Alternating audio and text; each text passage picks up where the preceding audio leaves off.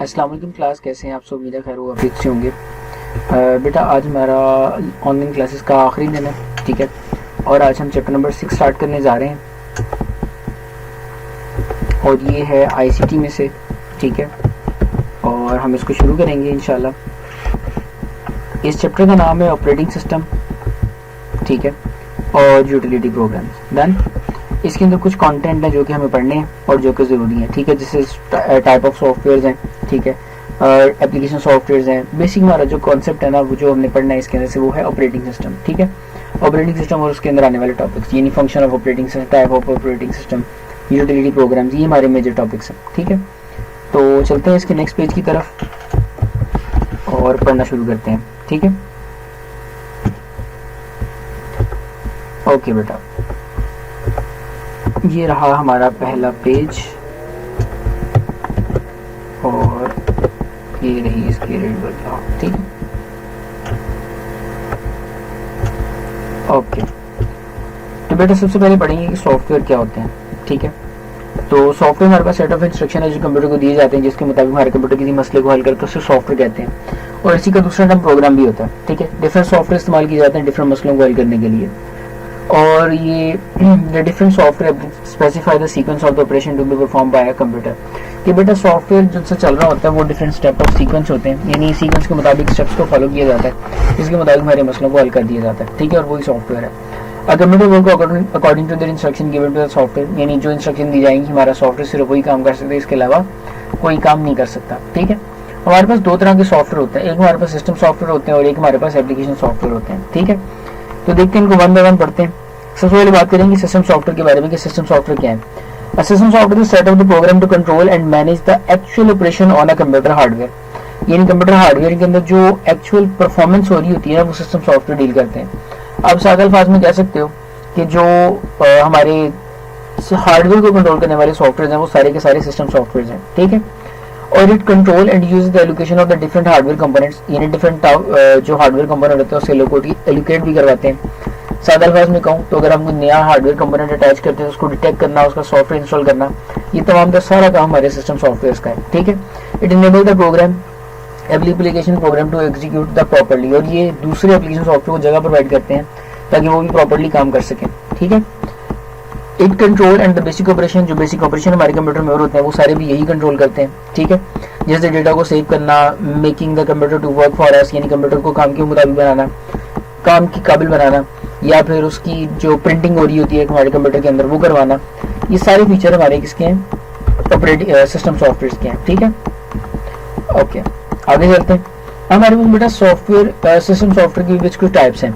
एक हमारे पास operating system है और दूसरे हमारे पास यूटिलिटी सॉफ्टवेयर है, ठीक है। पहले बात करते हैं ऑपरेटिंग सिस्टम के बारे में कि ऑपरेटिंग सिस्टम क्या होता है। Set of the program that manage all the computer component and operation, यानी कंप्यूटर में होने वाले ऑपरेशंस और उसमें लगे हुए तमाम तर कंपोनेंट्स, उनको कंट्रोल करने की जो जिम्मेदारी हमारे ऑपरेटिंग सिस्टम की है, ठीक है। The computer can not do anything without the computer system, यानी हमारा कंप्यूटर कुछ भी नहीं कर सकता अगर उसके अंदर ऑपरेटिंग सिस्टम ही ना हो, ठीक है। Operating system must be install on every computer, यानी लाजमी है कि हर एक कंप्यूटर के अंदर ऑपरेटिंग सिस्टम हो, ठीक है। इवन कि बेटा जो हम एलसीडी खरीदते हैं ना, जिसके अंदर हमने कोई अभी सिस्टम यूनिट कनेक्ट नहीं भी किया, उसके अंदर भी एक ऑपरेटिंग सिस्टम इंस्टॉल होता है, ठीक है। और वो कोबाल लैंग्वेज के अंदर लिखा जाता है। खैर हमें उससे गरज नहीं कि वो किस तरह लिखा जाता है, पर होता है। फिर user interact with the computer through their operating system, जब हम कंप्यूटर से इंटरेक्ट करते हैं तो वो सिर्फ ऑपरेटिंग सिस्टम की मदद से ही करते हैं। अगर ऑपरेटिंग सिस्टम दरमियान में ना हो तो हम कंप्यूटर से कम्युनिकेट भी नहीं कर सकते। नेक्स्ट हमारे पास आते हैं यूटिलिटी प्रोग्राम। ये भी सिस्टम सॉफ्टवेयर की ही टाइप होती है, ठीक है। और ये डिफरेंट जो वर्क होते हैं उन्हें इफेक्टिव बनाती है और उनकी मैनेजमेंट को आसान बनाती है, ठीक है। The user can use utility program to perform maintenance, यानी हमारे कंप्यूटर की जो मेंटेनेंस होती है उसे देखते हैं, ठीक है। मेंटेनेंस रिलेटेड टास्क जैसे एंटीवायरस हो सकता है, वैसे काम करने वाले जो सॉफ्टवेयर हैं वो हमारे पास यूटिलिटी सॉफ्टवेयर होते हैं, ठीक है। उसकी मेजर कैटेगरी दूसरी आती है, वो है एप्लीकेशन सॉफ्टवेयर, यानी सॉफ्टवेयर की दूसरी जो टाइप है वो क्या है? एप्लीकेशन सॉफ्टवेयर है। Application software use to perform various application on a computer, ये डिफरेंट काम करने के लिए इस्तेमाल किए जाते हैं और ये अगर कंप्यूटर में ना भी होना तो हमारे कंप्यूटर को खास फर्क नहीं पड़ता, ठीक है। It help the computer user to perform specific task, यानी खास मखसूस काम है जिनको करने के लिए हम इन एप्लीकेशन सॉफ्टवेयर का इस्तेमाल करते हैं। People use application software according to needed, यानी अपनी जरूरतों के मुताबिक इस्तेमाल किया जाएगा। अगर जरूरत नहीं है तो आप ना इंस्टॉल करें। फॉर एग्जाम्पल अगर मोबाइल फोन के अंदर पबजी नहीं है तो कुछ नहीं होगा, मोबाइल वैसे ही काम करेगा जैसे वो पहले काम करता था, ठीक है। The application software use the operating system in order of a function, यानी हमारे एप्लीकेशन जो सॉफ्टवेयर होते हैं वो ऑर्डर्स के मुताबिक काम करते हैं, यानी अपनी खास फंक्शनलिटी परफॉर्म करते हैं, इसके अलावा कुछ नहीं।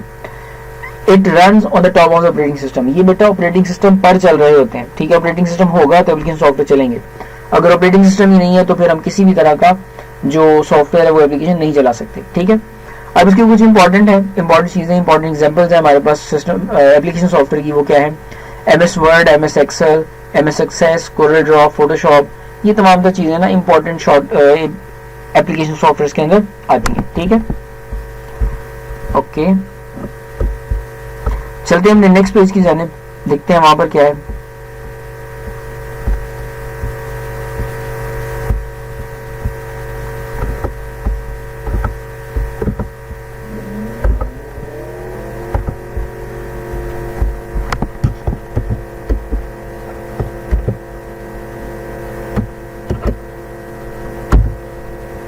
ओके,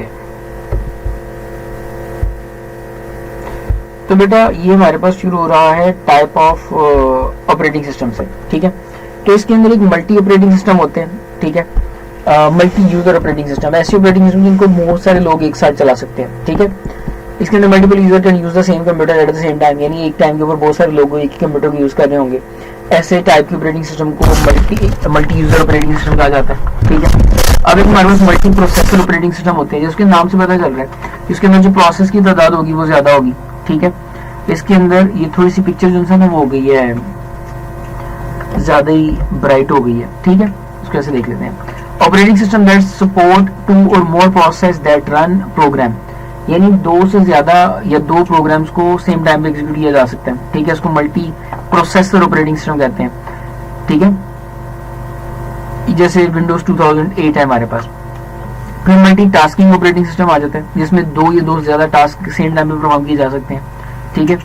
मल्टी प्रोसेस का मतलब होता है बैकएंड के अंदर भी जो प्रोसेस होगा उसे भी हम प्रोसेस काउंट करेंगे, और मल्टी टास्किंग के अंदर 2 या 2 से ज्यादा काम हो रहे होते हैं, ठीक है। The operating system that can execute more than 1 program at the time, same time, यानी सेम टाइम के ऊपर एक से ज्यादा प्रोग्राम हमारे कंप्यूटर में चल रहे होते हैं, वो मल्टी टास्किंग कहलाता है। नेक्स्ट हमारे पास आ जाता है मल्टी हैंडलिंग,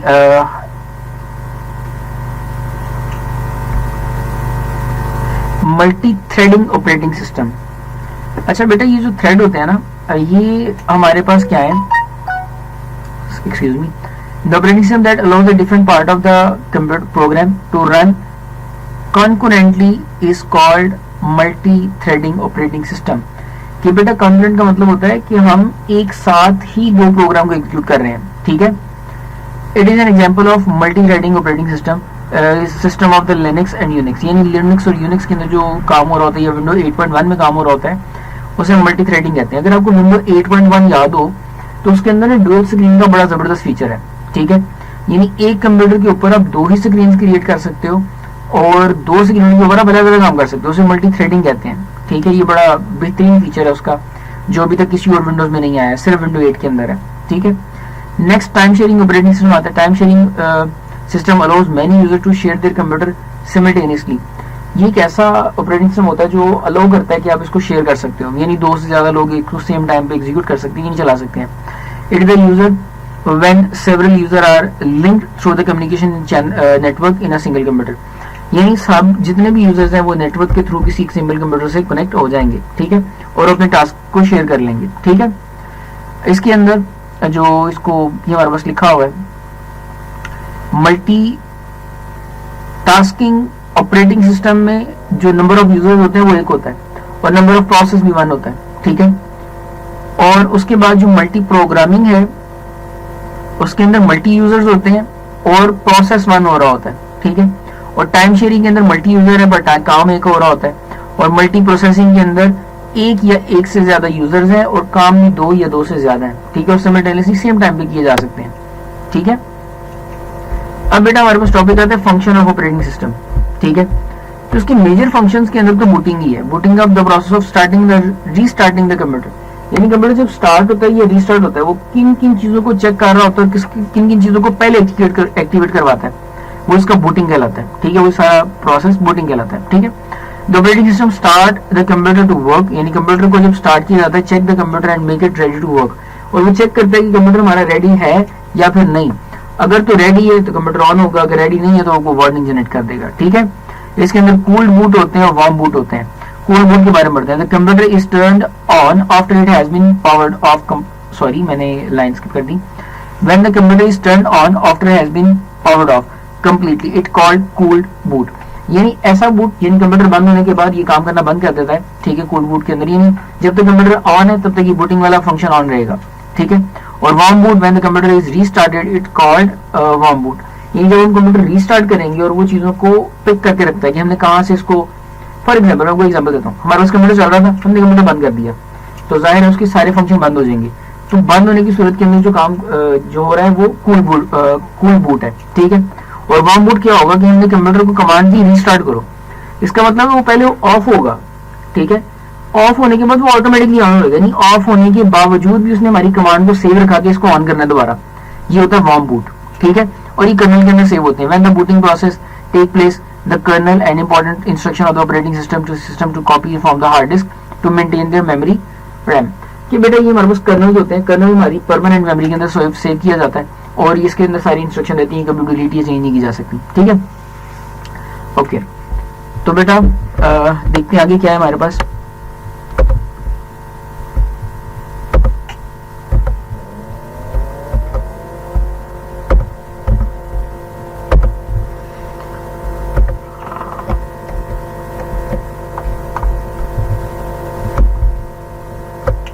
ये कुछ फीचर्स लिखे हुए हैं हमारे पास ऑपरेटिंग सिस्टम के ना, इनको देख लेते हैं।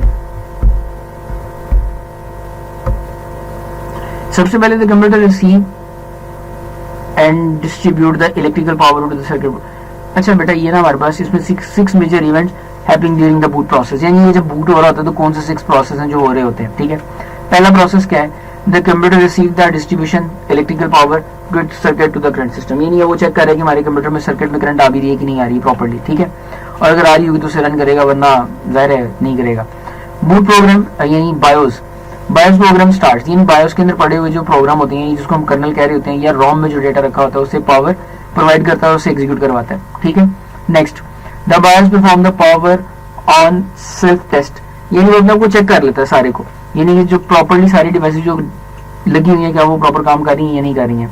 If the system component are running properly, the BIOS look for the devices connected to the computer and check their settings, यानी बेटा ये हमारे 4 स्टेप के अंदर वो सारी जो कनेक्टेड डिवाइस उनको BIOS के मुताबिक चेक करेगा कि वो इसी तरह काम कर रही है कि नहीं, और एरर है तो वो हमें शो करवा देगा। ठीक है, नंबर 5 के अंदर in step 3 and 4 are successfully and error free, यानी बेटा स्टेप नंबर 3 और 4 को वो अगेन चेक करता है कि ये तीनों यानी स्टेप नंबर 3 और 4 प्रॉपर्ली हुआ है परफॉर्म या फिर नहीं हुआ। ठीक है, अगर हो गया तो देन ओके, अदरवाइज वो इन्हें रिपीट कर लेता है। ठीक है, नेक्स्ट पॉइंट नंबर 6 आता है, the operating system complete setup takes task such as require user name and password, यानी अब हमें यूजर नेम और पासवर्ड कनेक्ट करना है और उसके बाद हम अपने कंप्यूटर की यूटिलिटी सॉफ्टवेयर को यूज, यानी जो मेजर हमारे कंप्यूटर का बैकग्राउंड है, ये कंप्यूटर की जो फंक्शनलिटीज है हम उसको यूज कर पाएंगे। ठीक है, ओके बेटा ये था आज का टॉपिक, उम्मीद करता हूँ कि आपको समझ आई होगी। हमने जरा थोड़ा तेज से पढ़ा, ये आज आखिरी लेक्चर है हमारा, इंशाल्लाह बाकी के लेक्चर हमारे क्लास में होंगे